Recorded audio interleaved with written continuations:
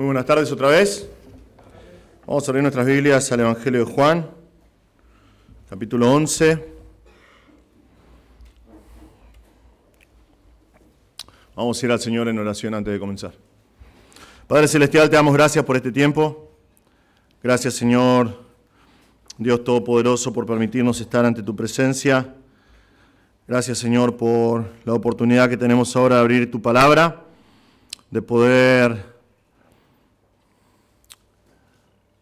estudiar un poco más acerca de la vida de Jesús, de conocer un poco más acerca de nuestro Señor y Salvador. Señor, te rogamos humildemente que hables a nuestros corazones a través de tu palabra, que tu Espíritu Santo nos esté guiando. Señor, que tengas misericordia del comunicador y que pueda, por medio de la exposición de tu palabra, reflejar un poquito de lo que Juan quiere mostrarnos de Cristo, Señor, por favor.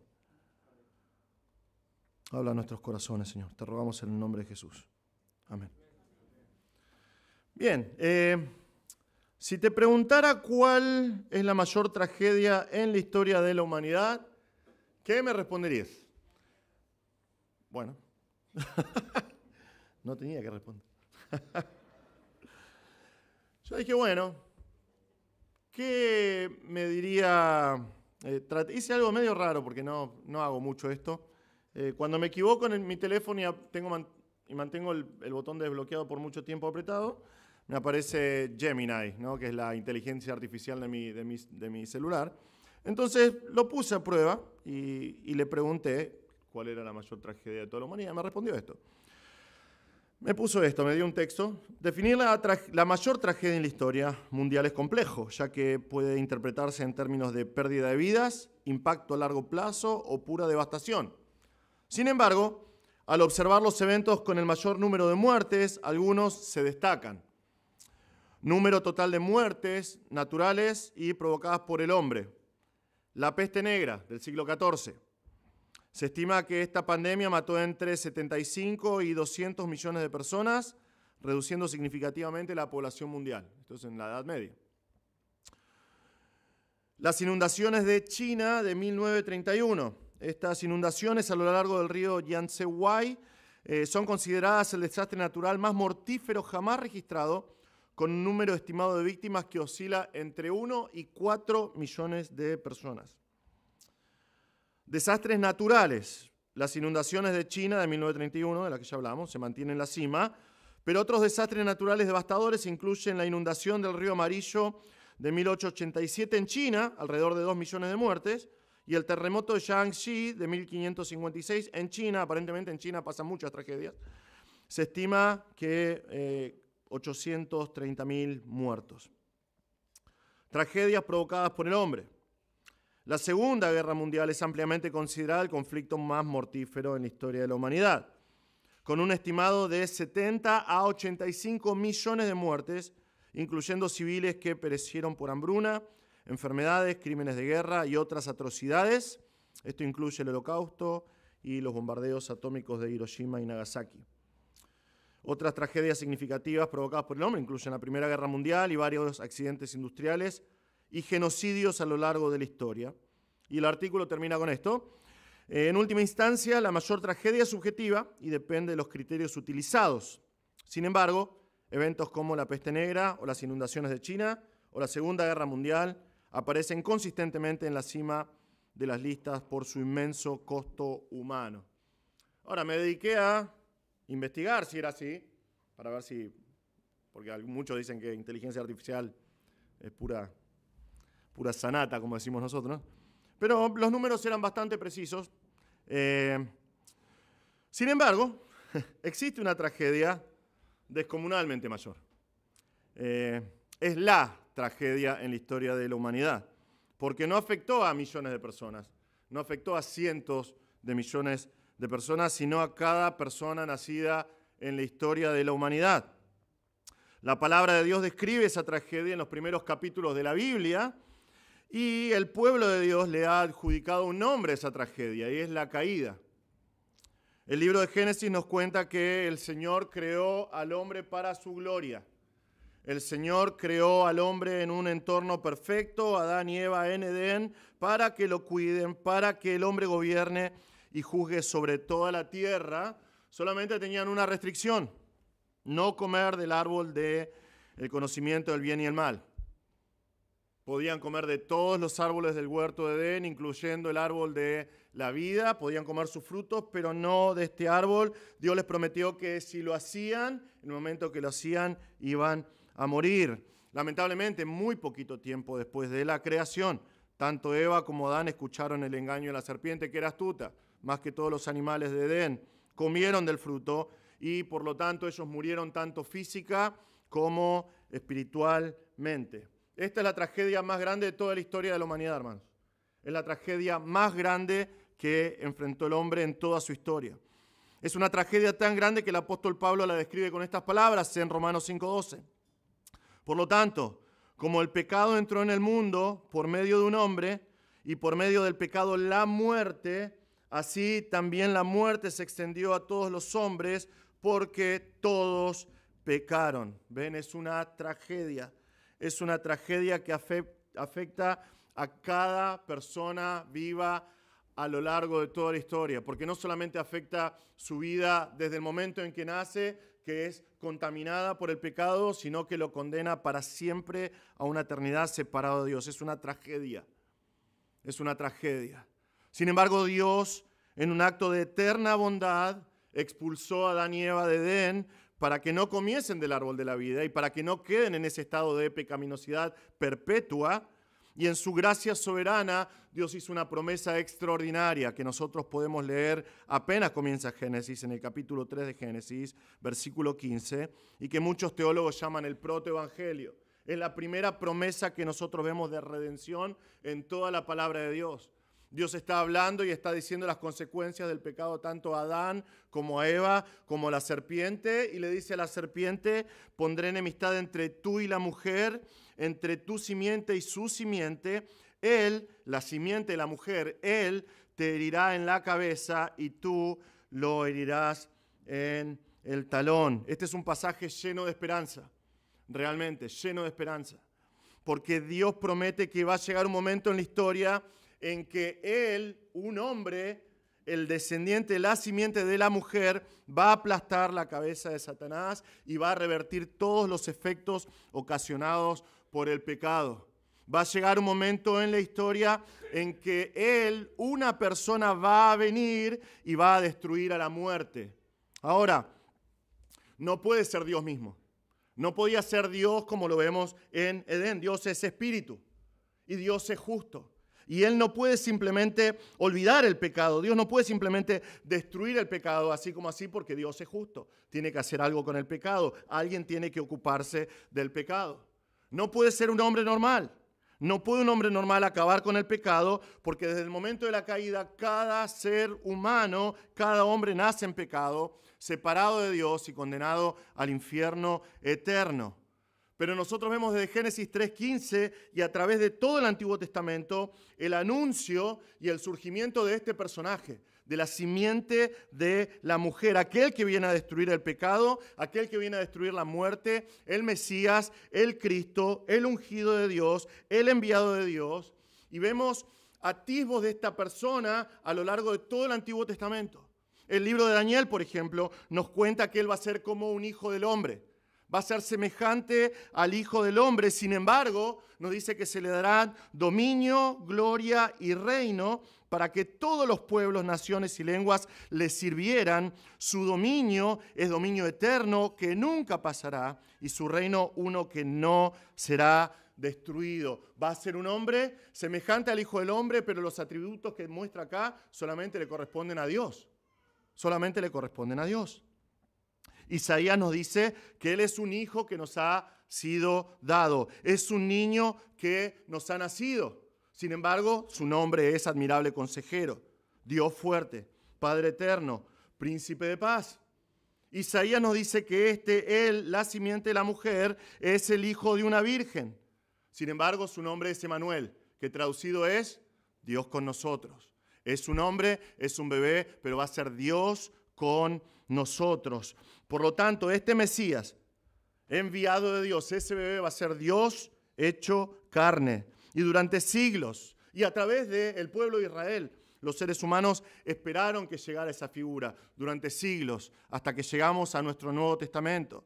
Y leemos en Lucas 1, por ejemplo, el ángel hablando con María y diciéndole: María, no temas, porque has hallado gracia delante de Dios.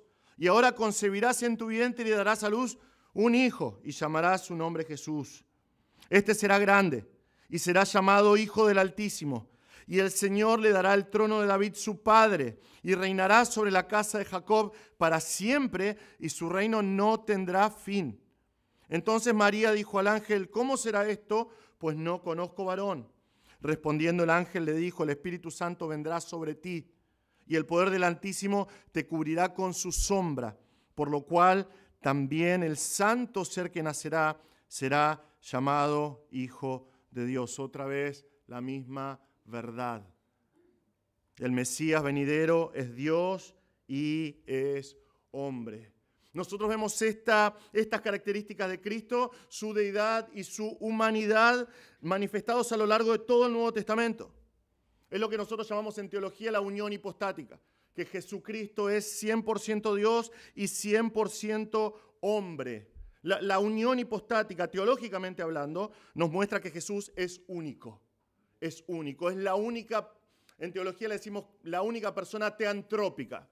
Él es Theos, es Dios, y Él es Anthropos, Él es hombre. Él es el único Dios hombre, Él es único, Él es único. Los evangelios sinópticos nos muestran una y otra vez que Jesús es Dios y es hombre. Sin embargo, nunca un capítulo de la Biblia nos mostró de manera más clara esta verdad como el capítulo de Juan 11 que estamos estudiando. Y muestra esta verdad en conjunto, el capítulo que vamos a seguir estudiando hoy. Y tiene que ver con su contexto, realmente. Tiene que ver con el contexto que hemos estado estudiando. Jesús está presenciando los efectos de la muerte. Y está presenciándolos y lo está tocando de manera personal. ¿Por qué? Porque se trata de la muerte de su amigo amado Lázaro. Ahora, ¿cómo reacciona una persona normal ante la muerte de su amigo? Una persona normal reacciona con dolor, con llanto, con expresiones de sufrimiento. ¿Cómo reacciona una persona que es Dios encarnado ante la muerte de su amigo? De la misma manera, exactamente de la misma manera, pero también demostrando que Él tiene poder sobre la muerte, demostrando que Él vino a destruir la muerte, porque Él es la resurrección y la vida. Nosotros ya hemos visto señales en Juan. Juan se encarga de describirnos una y otra vez señales de Jesús que nos muestran que Él es Dios. Hemos visto declaraciones de divinidad de Jesús diciendo: yo soy. Este capítulo nos muestra la última señal, que es la séptima señal, que es la resurrección de Lázaro, que todavía no vamos a ver. Vamos a ver el domingo que viene. Pero nosotros vamos a ver hoy otra de esas declaraciones de Jesús de yo soy. Nuestro pasaje va a mostrarnos que Jesús, este tierno rabí que vemos quebrantado por la muerte de su amigo, es Dios hecho hombre. Él es la resurrección y la vida.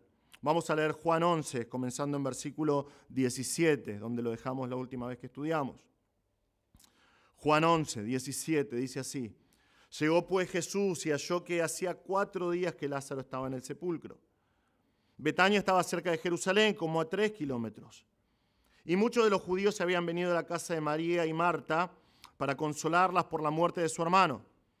Entonces Marta, cuando oyó que Jesús venía, lo fue a recibir, pero María se quedó sentada en casa. Y Marta dijo a Jesús: Señor, si hubieras estado aquí, mi hermano no habría muerto. Aún ahora yo sé que todo lo que le pidas a Dios, Dios te lo concederá. Tu hermano resucitará, le dijo Jesús. Marta le contestó: yo sé que resucitará en la resurrección, en el último día, en el día final, perdón. Jesús le contestó: yo soy la resurrección y la vida.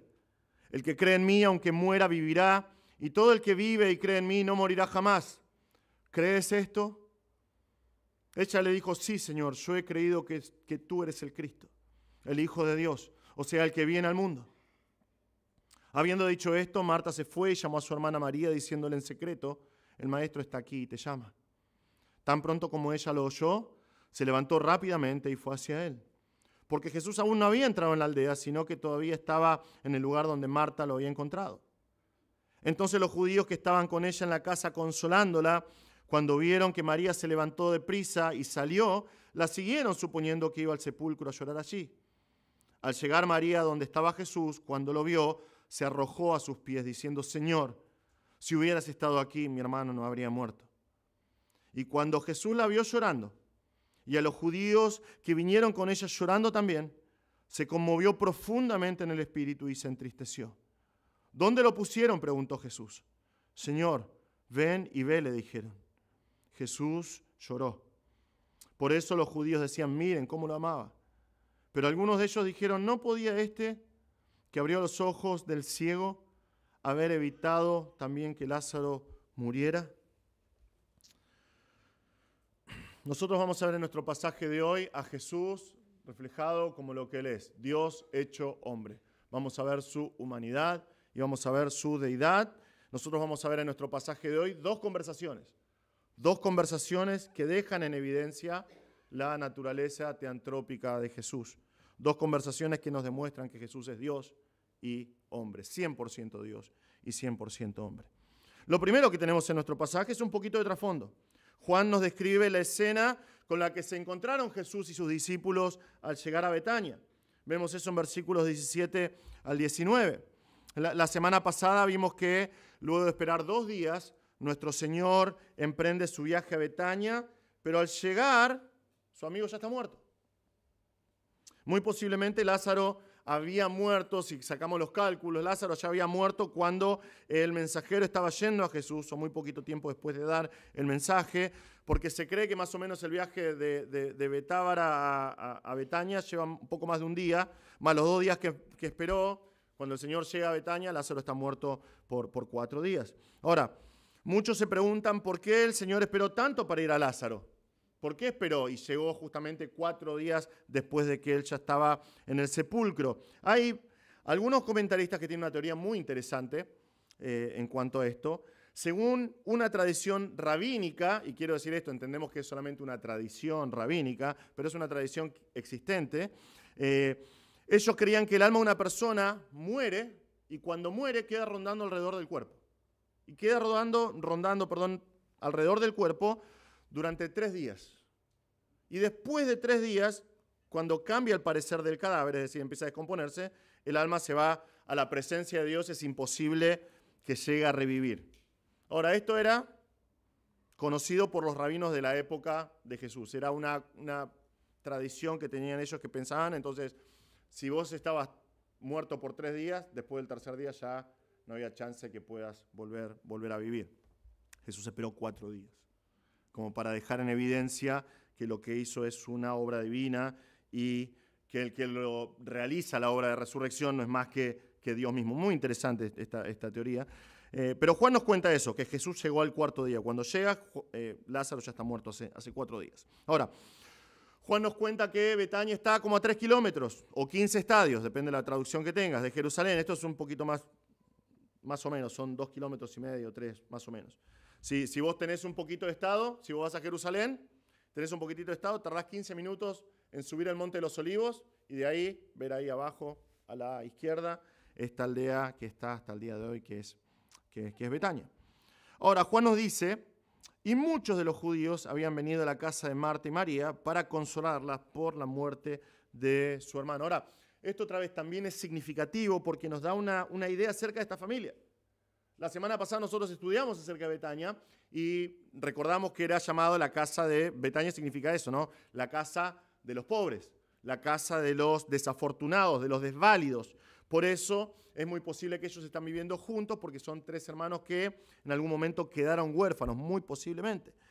Pero también posiblemente estamos hablando de una familia que tiene una descendencia prominente, que tiene cierto poder adquisitivo. Aunque el texto no lo diga, ¿por qué?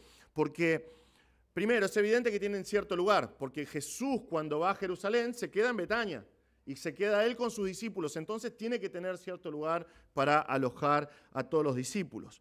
Nos dice acá que muchos judíos, y recuerden que Juan cuando lo dice está hablando acerca de judíos religiosos, posiblemente judíos religiosos de Jerusalén, vinieron a consolarlas, a estas dos hermanas. Entonces se tomaron el trabajo de ir de Jerusalén, cruzar el Monte de los Olivos, aunque está cerca, pero fueron hasta Betania para consolarlas. La idea es hablarles tiernamente, de cerca, dar consuelo, confortar, animar en medio de la prueba.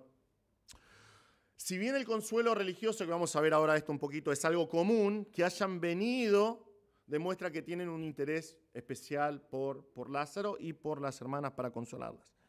Ahora, no solamente eso, si nosotros consideramos el precio del perfume que María vierte en Jesús, que vamos a ver cuando estudiemos capítulo 12, vamos a ver que eso es un indicio de que tenían cierto poder adquisitivo porque era muy, muy, muy caro. Ahora, entonces, vienen estos judíos a consolarla y llevar adelante todo este tema del funeral judío. Ahora, algunos datos para que tengamos en cuenta qué está pasando acá en este funeral. El difunto en Jerusalén en este tiempo era enterrado apenas moría, muy rápidamente. ¿Sí? Se hacía la ceremonia muy rápido. Obviamente el clima hace que vos tengas que llevarlo rápido a la tumba antes de que comience el proceso de descomposición. Para los judíos es una deshonra dejar el cuerpo sin enterrar por mucho tiempo, entonces se apresuraban. El cuerpo es tratado rápidamente. El cuerpo es lavado, es perfumado por familiares y amigos. En el tiempo de Cristo era muy, muy común envolver con telas de lino, tanto en las piernas como en los brazos, no como el proceso de momificación de los egipcios, pero algo parecido, e ir poniendo capas de ungüento y de hierbas aromáticas entre capa y capa de lino, obviamente para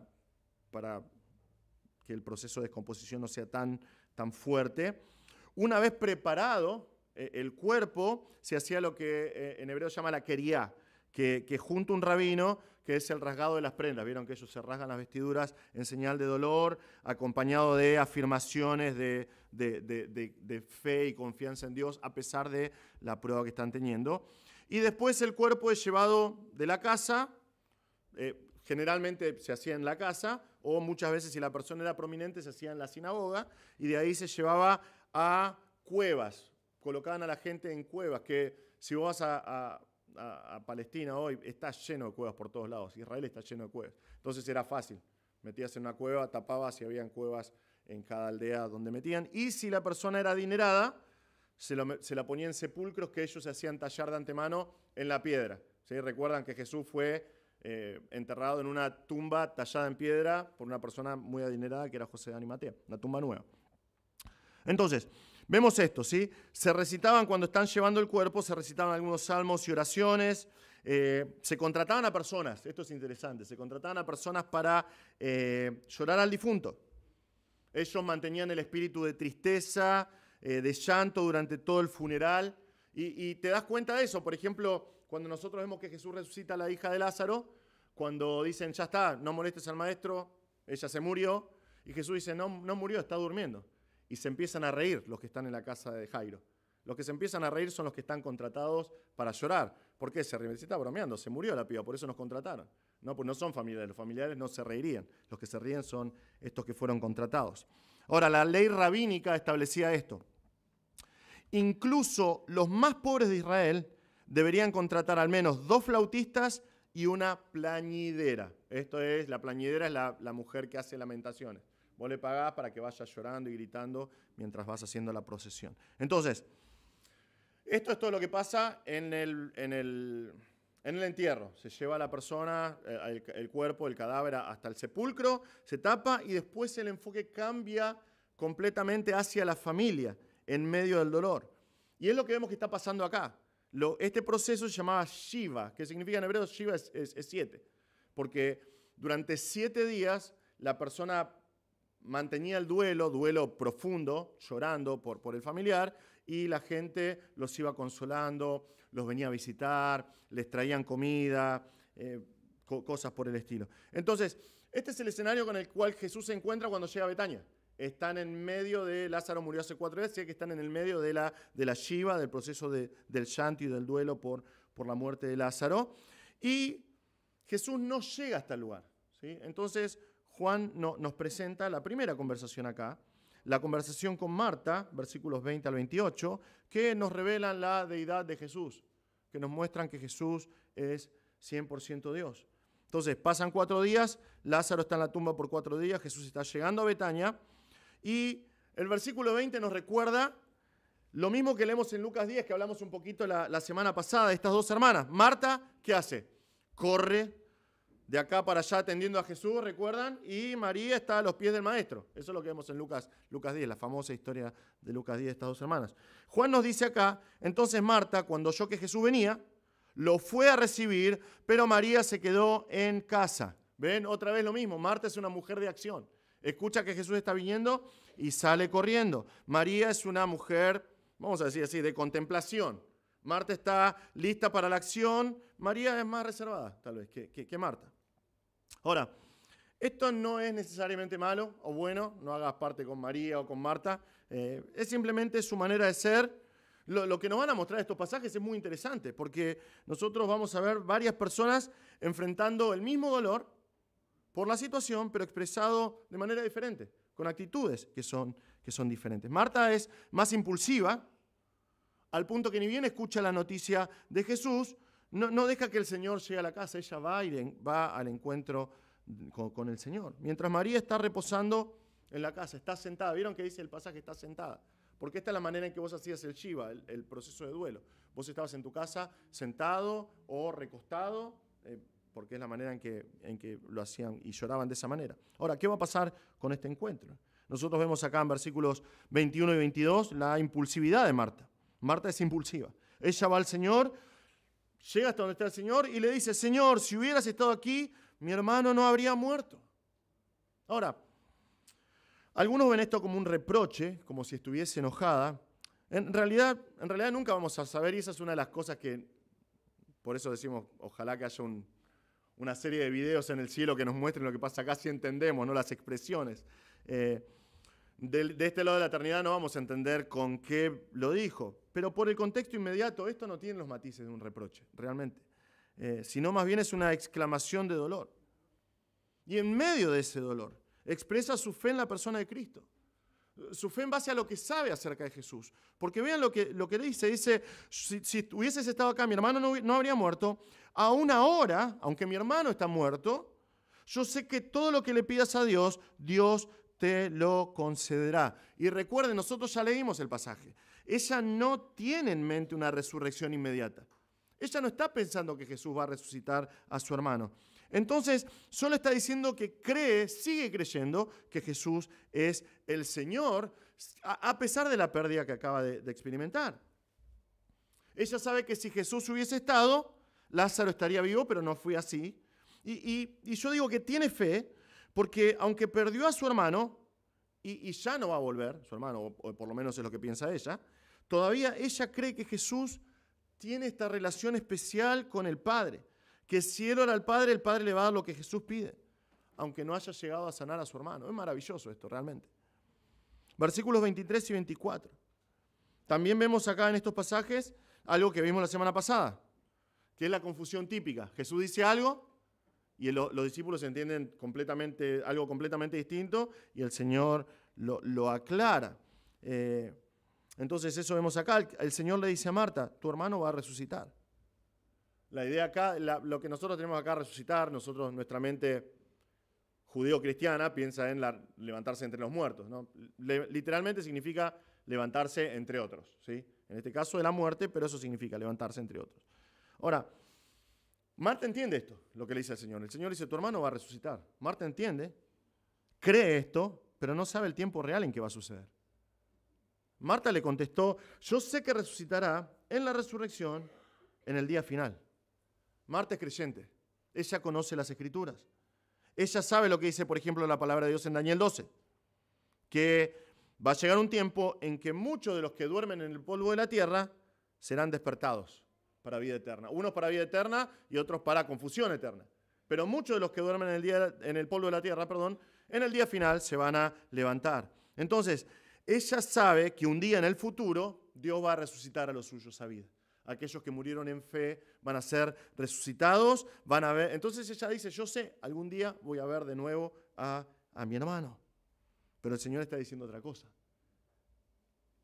Y estas palabras de Marta le dan el pie a Jesús para hacer realmente una de las declaraciones más sorprendentes y esperanzadoras de toda la Escritura. Versículos 25 y 26, Jesús le contestó: yo soy la resurrección y la vida. El que cree en mí, aunque muera, vivirá, y todo el que vive y cree en mí no morirá jamás. ¿Crees esto? Esto, hermanos, es simplemente precioso lo que dice acá. Tenemos otra de las declaraciones de Jesús diciendo: yo soy, yo soy. Él es la resurrección y la vida. Él es la resurrección y la vida. Marta asocia las palabras de Jesús con un evento escatológico que va a suceder en algún momento en la historia, cuando Dios va a levantar a todos los que creyeron en él. Algún evento lejano, incierto. Cristo lo deja en claro. La resurrección no es un evento. La resurrección es una persona que realiza la obra sobrenatural de dar vida a los seres humanos aún después de la muerte. Él es la resurrección. Es a través de su persona, es a través de su poder que puede levantar de entre los muertos. Es posible tener vida otra vez solamente a través de Jesús. Ahora, la seguridad de sus declaraciones acá es sorprendente. Tan pocas palabras, pero tan claras. El que cree en Cristo, aunque tenga que morir en algún momento, porque es algo que todos nosotros tenemos que enfrentar, va a vivir otra vez, va a ser resucitado, porque Jesús es la resurrección. Y es lo que está prometiendo acá. Y el que está vivo y cree en Cristo, él dice, me gusta mucho lo que dice acá, no morirá jamás. De ningún modo, absolutamente no puede morir para siempre. ¿Por qué? Porque es poseedor de la vida eterna. Tiene vida eterna que da Cristo. Puede disfrutar de esa vida eterna hoy mismo. Hoy mismo. Y eso significa vivir de una manera que este mundo no conoce, hermanos. En este mundo, hoy. Disfrutando de la vida eterna que Jesús ofrece. El mundo no puede vivir de esta manera. No puede llegar a vivir de esta forma porque no conoce al dador de la vida, al autor de la vida. No conoce a aquel que es la resurrección y la vida. En Cristo, todo el cristiano tiene la oportunidad y la esperanza de vivir de una manera diferente hoy, de una manera sobrenatural, hoy, esperando la realidad de la resurrección a vida eterna en algún momento. Es sorprendente. Jesús es la resurrección. Jesús es la resurrección porque Él tiene el poder para levantar a los muertos del sepulcro y Él es la vida. Él puede dar vida eterna a todos los que creen en Él, automáticamente, inmediatamente. Ahora, hermanos, las implicaciones de la conversación del Señor con Marta son sorprendentes para nosotros. Porque solo uno es reconocido como viviente y dador de la vida y dador de resurrección en el Antiguo Testamento, y es Dios. Solamente Dios y nadie más. Es más, el nombre de Dios con el que se presenta en Éxodo 3 delante de Moisés, el yo soy, implica justamente eso, que Dios es autoexistente, que Él tiene vida en sí mismo porque Él es la vida y por eso Él puede ser el dador de la vida, porque solamente Él es el único que puede dar vida. El único. Algo que vamos a ver con un poquito más de profundidad la semana que viene. Pero es algo que aún hasta el día de hoy, con todos los avances que tenemos de la ciencia, no pueden llegar a lograr. Pueden llegar a lograr órganos impresos en 3D hoy, pero es imposible para ellos generar vida. ¿Por qué? Porque solamente Dios puede dar vida. En Génesis 2:7 vemos que Dios, ¿qué hizo? Formó al hombre del polvo de la tierra y le dio vida. ¿Qué hizo? Sopló sobre él, le dio su aliento, nada más. Y fue un ser viviente. En Salmo 36:9, Dios es la fuente de la vida. En Nehemías 9:6, la oración de Nehemías es maravillosa. Él dice, solo tú eres el Señor. Tú hiciste los cielos de los cielos con todo su ejército, la tierra y todo lo que en ella hay, los mares y todo lo que en ellos hay. Tú das vida a todos ellos y el ejército de los cielos se postra ante ti. Deuteronomio 32:39 dice así el Señor, vean ahora que yo soy el Señor y fuera de mí no hay Dios. Yo hago morir y hago vivir. Yo hiero y yo sano y no hay quien pueda librar de mi mano. Dios es el único que puede dar vida y Jesús está declarando acá delante de Marta que Él es Dios hecho hombre. Él es la resurrección y la vida, porque esa vida va más allá de la muerte. Aún en tiempo de los patriarcas, Job mismo reconoció esta verdad. Cuando en 19, 25 y 26, él dijo el famoso pasaje, ¿no?, que dice, yo sé que mi Redentor vive y al final se levantará sobre el polvo, pero no solamente su Redentor se va a levantar del polvo, sino que él también. Porque él dice, y después de deshecha mi piel, aún en mi carne veré a Dios. Job sabía, a pesar de la prueba que estaba pasando, que Dios tenía poder para levantarlo de entre los muertos de manera que él en su carne pudiese ver otra vez a Dios cara a cara. Y Jesús en nuestro pasaje está diciendo, yo soy la resurrección y yo soy la vida. Qué promesa, qué palabras, qué consuelo para todo aquel que cree en Jesús. Ahora Jesús termina esta declaración ante Marta con una pregunta. ¿Crees esto? ¿Crees esto? Hay un comentarista que me encanta, que se llama Carson de apellido, dice esto. Cuando Jesús le pregunta a Marta, ¿crees esto?, no le pregunta si cree que está a punto de resucitar a su hermano, sino si su fe puede ir más allá de la tranquila confianza de que su hermano resucitará en el último día, a la confianza personal en Jesús como la resurrección y la vida, la única persona que puede conceder la vida eterna. Jesús está diciéndole justamente eso a Marta. ¿Vos realmente crees que yo soy quien soy? Que yo soy la resurrección y la vida. Y la respuesta de Marta es maravillosa. Sus palabras nos muestran una firme convicción de su parte.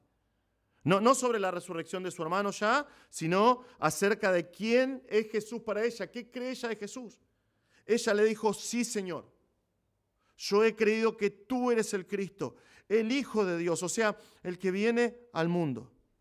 Yo he creído, es algo que ella hizo hace un tiempo y que tiene efectos en el presente. ¿Qué es lo que cree? Ella creyó que este Jesús es el Cristo, es el Mesías, que su origen es divino porque es el Hijo de Dios y que Jesús cumple con las expectativas judías porque Él es el que había de venir, el que tenía que venir al mundo.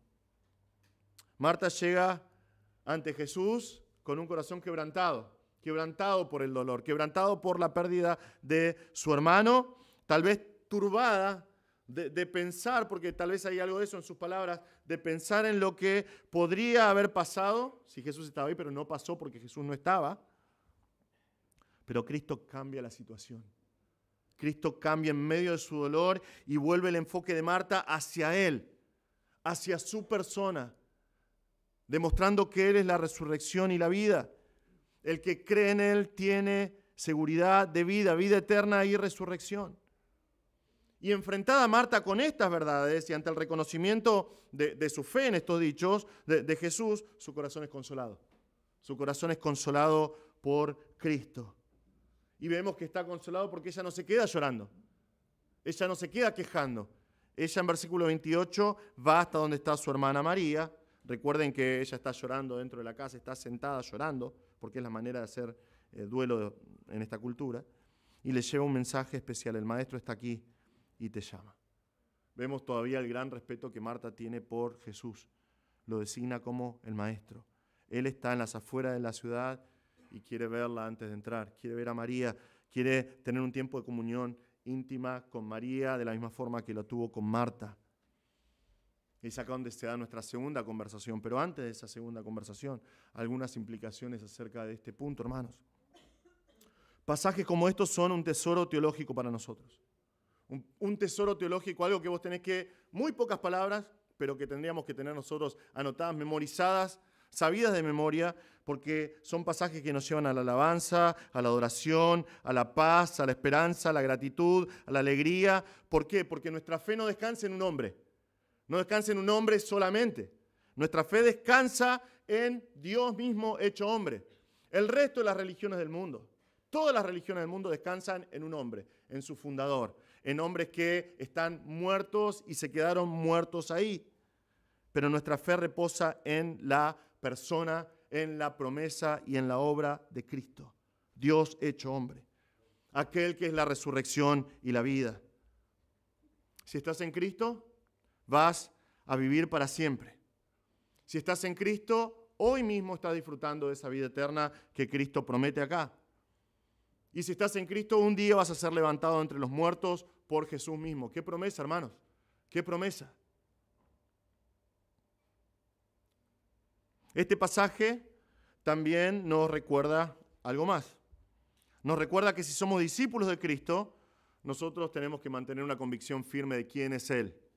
Siempre, siempre. Marta es un claro ejemplo de esto.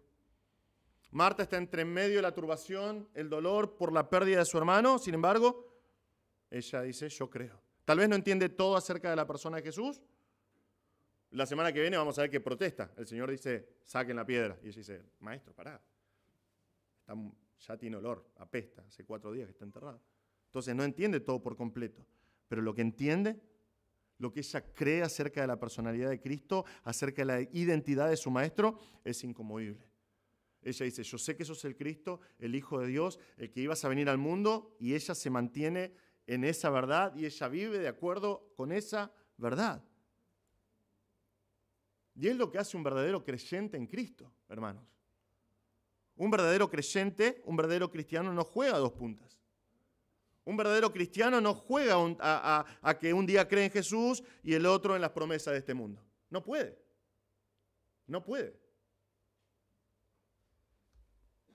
No cree que Jesús es Jesús de palabra solamente y con sus acciones va en dirección opuesta.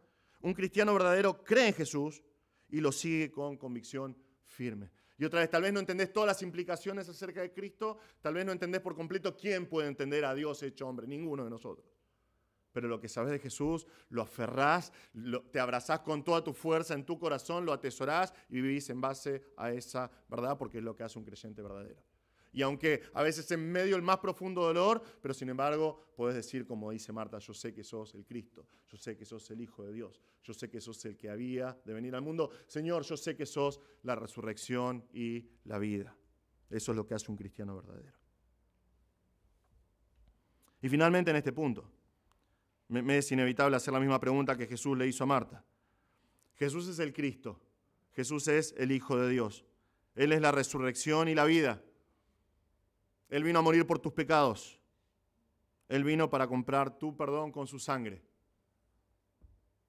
Él te ofrece hoy perdón y vida eterna. Entonces yo te pregunto, ¿crees esto? ¿Crees esto? Si nunca viniste a Cristo, si estás viendo esta transmisión, escuchando esto, si estás acá y todavía no crees en Cristo, yo te pregunto, ¿crees esto? ¿Crees en la confesión que acaba de hacer Marta acá?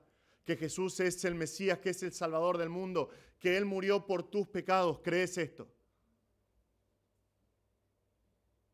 No mueras en los pecados que te separan de Dios. Cristo ya pagó por tus pecados. Vení a Cristo hoy. Vení en arrepentimiento ante Jesús. Confesá que crees que Él es el Salvador, que Él murió por tus pecados. Confesalo como Señor en tu vida. Recibí la vida eterna que Jesús te ofrece hoy. ¿Crees esto? Si todavía no conoces a Cristo, vení a Cristo hoy. Él es la resurrección y la vida. Él te promete vida eterna para siempre. Ahora sí, segunda conversación, hermanos. La conversación con María nos muestra la humanidad de Jesús. Versículos 29 hasta el fin del capítulo.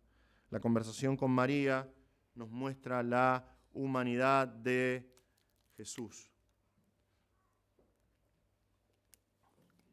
María, apenas escucha el mensaje de su hermana Marta, sale al encuentro con el Señor.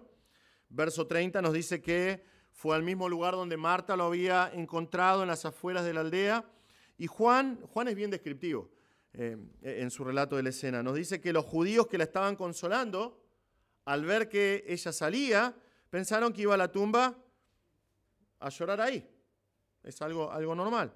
Otra vez, las personas lidian de manera diferente con el dolor y con la muerte. Algunos hablan de diferentes etapas de duelo, cosas así. Pero vemos cómo las emociones van cambiando durante esos momentos, son inestables, y era una posibilidad que esta mujer que estaba sentada llorando en su casa, de repente quisiera salir a ir cerca de la tumba para llorar cerca cerca de la tumba. Pero nosotros sabemos por el relato que ella va al encuentro del Señor. Y ahora, versículo 32 vemos acá, otro pasaje asombroso de Juan 11. Al llegar María a donde estaba Jesús, cuando lo vio, se arrojó a sus pies. Se arrojó a sus pies, diciendo: Señor, si hubieras estado aquí, mi hermano no habría muerto. ¿Ven? Son exactamente las mismas palabras que usa Marta, las mismas. La única diferencia es que cambia un poco el orden del texto en griego. María hace más enfático que Lázaro es su hermano. Ella dice: si vos hubieses estado acá, mi hermano no habría muerto, lo que nos muestra tal vez que era muy querido para ella o enfatizando más su dolor, pero la actitud de esta mujer es expresar dolor, pero vemos que es una actitud diferente a la de Marta. María no declara nada en cuanto a la persona de Jesús. ¿Se dan cuenta? María no entabla una conversación teológica con Cristo como Marta. Es más, no dice nada más. Ella cae a sus pies en total sumisión al Señor. Esto es súper interesante porque María siempre está descrita a los pies de Cristo. ¿Querés saber dónde está María? Está postrada. Está postrada ante Jesús. En Lucas 10, mientras Marta está a las corridas, María, ¿qué está haciendo? Está escuchando cómo, sentada a los pies de Cristo. En Juan 12, que vamos a estudiar mucho más adelante, se nos dice que Marta está servía las mesas. María, ¿qué hace? María viene con un frasco de perfume carísimo y se postra a los pies de Cristo y unge sus pies y los lava con sus cabellos. Acá hace exactamente lo mismo. Viene a los pies del Maestro en profunda sumisión y le dice: Señor, si hubieras estado acá, Lázaro estaría vivo. Lázaro estaría vivo, abrazando sus pies, llorando. Ahora, imagínate esta escena, ¿no? Porque Juan nos muestra de manera bastante gráfica esto. Posiblemente ya vio llorando a Marta. Tal vez un poquito más estoica Marta, porque tiene la capacidad de entablar una conversación con el Señor. Pero ahora María está a sus pies, postrada, llorando. Los judíos que la siguieron también están llorando. Y la palabra acá, llorar, para María y para los judíos, es llorar a los gritos. Llorar de manera expresiva, con dolor. ¿Cómo va a reaccionar aquel que acaba de decir que la resurrección y la vida ante el dolor humano? Ante estas expresiones de quebrantamiento. Bueno, nuestro pasaje nos dice que se conmovió profundamente en el espíritu y se entristeció. Ahora, algunos traductores encuentran esta frase un poco desubicada para describir al Señor. Porque podría traducirse también como se enfureció en el espíritu o se indignó en el espíritu. Porque literalmente este verbo en griego se usa literalmente significa un caballo que está resoplando enojado antes de la batalla, que está resollando. Literalmente significa eso. Esta es la reacción de una persona que está o enojada o está agitada en su espíritu, está realmente turbada en lo más profundo de su ser. Y para que no queden dudas, Juan nos dice que se entristeció. Significa, se entristeció en sí mismo, literalmente en sí mismo. Significa que está turbado dentro de sí, en sus emociones. Jesús está conmocionado por esta escena de llanto de toda esta gente. Ahora, ¿por qué es así? ¿Por qué el Señor reacciona así? No puede ser por la muerte de Lázaro. ¿Por qué? Ya vimos la semana pasada, Él ya va sabiendo qué va a hacer. Él ya sabe qué va a hacer. Él va a resucitar a Lázaro. Él dijo: vamos, así lo levanto a Lázaro. Acá no hay un tema de incredulidad. Ya vimos las palabras de Marta, ya vimos las palabras de María, la actitud de María, perdón. Realmente, el pasaje parece mostrarnos que la situación los lleva a reaccionar así a Jesús. Ante la fragilidad de la humanidad por causa del pecado y la muerte que están sufriendo todas estas personas. Es lo que vimos en la introducción, hermanos. Esta escena de gente llorando por la muerte no es el diseño original de Dios. No es la razón por la cual Dios creó a la humanidad. Cuando el Señor creó a Adán y Eva, les dio el árbol de la vida y les dijo, coman del árbol de la vida todo lo que quieran, los puso en un ambiente perfecto, lleno de vida y de paz. Ese es el diseño original de Dios, no lo que estamos viendo acá en esta escena. Pero ellos decidieron pecar y en su pecado trajeron la muerte y el dolor que reinan sobre toda la tierra. Estas personas están sufriendo las consecuencias del pecado. Estas personas están sufriendo por lo que el pecado causó, que es la muerte. Y eso afecta de manera especial a aquel que vimos la semana pasada que amaba a Lázaro y a su hermana y a Marta. Juan nos está mostrando acá eso, que Jesús empatiza con el sufrimiento humano. Él es afectado en lo más profundo de su ser al ver la tristeza ocasionada por la muerte. Es sorprendente esto, es sorprendente. Nosotros muchas veces pensamos en Jesús como Jesús estoico, y es así, Él es estoico y Él vino a hacer lo que tenía que hacer, y nos dice que cuando sabía que llegó su hora, Él puso su rostro, algunas traducciones dicen como un pedernal, ¿no? Él puso su rostro directo hacia Jerusalén porque Él sabía que iba a morir, pero sin embargo acá rodeado por gente sufriendo y llorando, Él se estremece. Él es afectado, Él es turbado en su corazón. Nosotros nos afligimos con la muerte. Nosotros muchas veces realmente nos enojamos con la muerte muchas veces. Sobre todo cuando muere gente inocente, gente muere injustamente. Ves las noticias y decís, muere un niño en una situación y nos enojamos con la muerte, pero somos incapaces de hacer algo al respecto. Nosotros no podemos hacer absolutamente nada, más que lo que hacen estas personas acá, de llorar, lamentarnos, enojarnos. Sin embargo, Jesús puede hacer algo. Él va a hacer algo. Entonces pregunta, ¿dónde lo pusieron? Señor, ven y ve, le dijeron. Y en las tierras bíblicas, como hablamos un poquito al principio, los cementerios están cerca de la ciudad o de la aldea, pero en las afueras, lo suficientemente lejos como para no contaminar. Recordemos que por ley ellos no podían estar cerca de un cadáver. Entonces Jesús va hacia el sepulcro y otra vez tenemos versículo 35, uno de los pasajes más inimaginables de toda la Biblia. El Señor está frente a la tumba de su amigo amado Lázaro y el pasaje dice, Jesús lloró. Jesús lloró. Literalmente es el pasaje más corto de toda la Escritura. Sin embargo, su riqueza es tal que Spurgeon hizo 2 mensajes diferentes, completamente diferentes, solamente en base a este versículo. Jesús lloró. ¿Por qué lloró nuestro Salvador? Es la contraparte a nuestro primer punto. Es parte de su experiencia al encarnar. De empatizar con la humanidad y sufrir como sufrimos nosotros por la pérdida y la muerte de un ser querido. La palabra de Dios es clara. Si bien Jesús es Dios, también es 100% hombre. Y Él experimentó todas las cosas que nosotros podemos llegar a experimentar, pero sin pecar. Él sufrió hambre y sufrió sed. Él fue expuesto al dolor y al cansancio. Aún fue tentado por Satanás igual que nosotros, pero sin pecar. Por primera vez desde la eternidad pasada, Él atravesó situaciones que son inimaginables, impensadas para la deidad, son ajenas a la deidad. Todo eso es parte de la encarnación. Pero también vemos en Cristo como parte de su humanidad a un hombre que ama fraternalmente, un hombre que ama incondicionalmente, un hombre que ríe y un hombre que llora.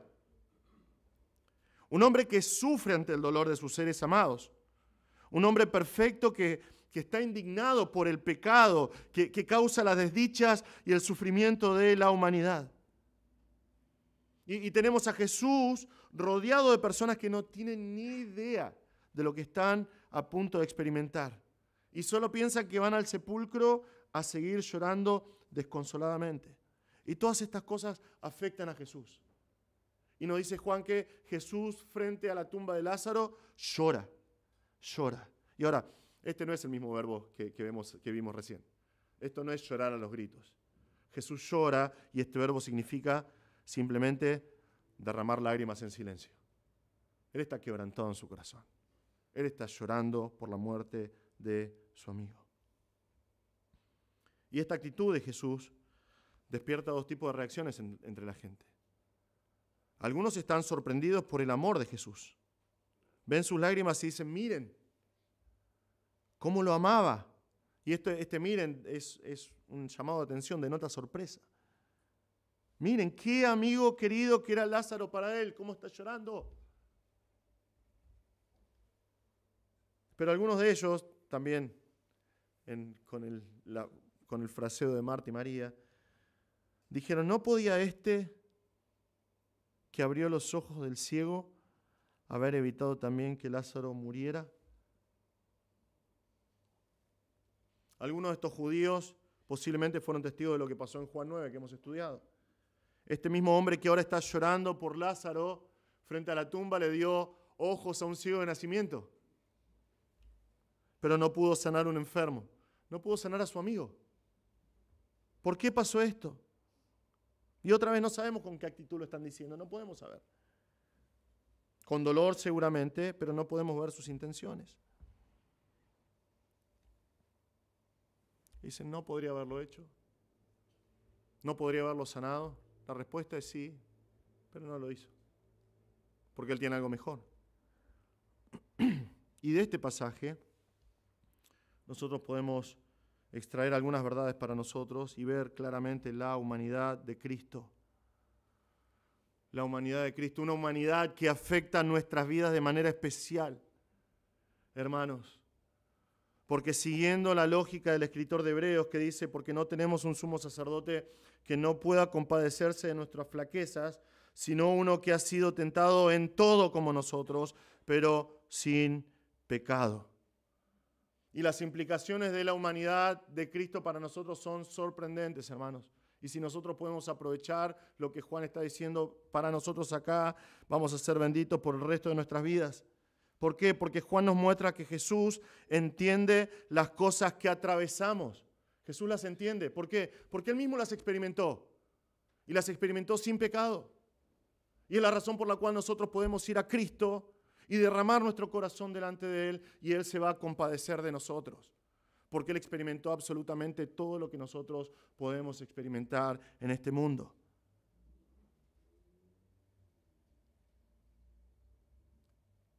Jesús sabe lo que es la escasez. Jesús sabe lo que es la escasez, porque la palabra de Dios dice que Él es el dueño del oro y de la plata, Él es el dueño de absolutamente todo el universo, como nosotros leíamos en Nehemías recién, Él creó absolutamente todo y le dio vida a todo. Sin embargo, cuando caminó en la tierra, Él dijo, el Hijo del Hombre no tiene lugar donde reposar su cabeza. Él tenía que reposar en la casa de Pedro en Capernaum, Él tenía que reposar en la casa de Lázaro, María y Marta en Betania, porque no tenía un lugar. Él sabe lo que es la escasez. Vos podés ir delante del Señor y clamar delante de Él porque Él sabe lo que es sufrir necesidad. Él sabe lo que es el dolor. Muchas veces la gente se encierra en sí misma y dice, bueno, nadie entiende mi dolor, nadie entiende mi dolor. Jesús te entiende. Jesús te entiende. Jesús entiende tu dolor. Primero porque Él es Dios y Él conoce tu corazón, lo más profundo de tu corazón, las intenciones detrás de tu dolor. Él conoce absolutamente todo. Pero segundo porque Él experimentó el dolor. El dolor físico y el dolor espiritual. El dolor por la pérdida de su amigo y el dolor por cargar con el sabor amargo de tu pecado y el mío. Él sabe lo que es el dolor. Jesús entiende la indignación que a veces se apodera de nosotros por causa del pecado en el mundo. ¿Por qué? Porque Él experimentó exactamente lo mismo. Y yo creo que esto acá que se conmovió profundamente en espíritu es una mezcla de tristeza y de indignación por causa del pecado. Él lo sabe, Él lo entiende perfectamente, pero sin pecado. Pero sin pecado. Y Juan lo muestra en toda su humanidad, acongojado, emocionalmente afectado, llorando lágrimas de dolor, empatizando con la gente que está sufriendo.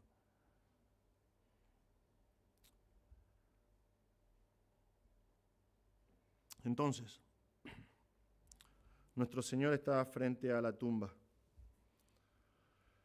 Lázaro está muerto por 4 días. ¿Qué va a pasar ahora? Bueno, saben la respuesta. Próximo domingo, la historia va a llegar a un fin. Y no hace falta, ya leímos la historia, ¿no? Ya la conoces. Si no la conoces, bueno, lamento decírtelo, Lázaro va a volver a la vida. El Señor lo va a resucitar.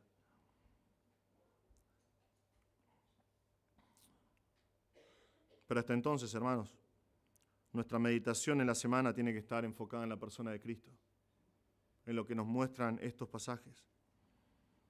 Enfocada en su persona teantrópica, si se quiere.